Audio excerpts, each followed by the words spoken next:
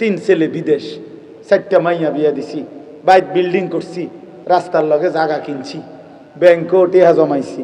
ও হুজুর, আল্লাহর রহমতে আল্লাহ সব দিছে, যা চাইছি খোদার কাছে। কিটা চাইছেন? দুনিয়া। কি চাইছেন? দুনিয়া। তো দুনিয়া তো বেঈমানের চাওয়া। তো মুসলমান কি চাইলেন? ইমানদার কি চাইলেন? এ তো বেঈমানের চাওয়া। আল্লাহ বলে বেঈমানের বক্তব্য হলো জীবন মানে শুধুই দুনিয়া। এবার আল্লাহ বলেন, বান্দা শুনো আমি কি বলি শুনো। আল্লাহ বলে, বান্দা আমি আল্লাহ বলছি, তামাম দুনিয়া আমি বানিয়েছি বান্দা, সব তো আমি বানাইছি।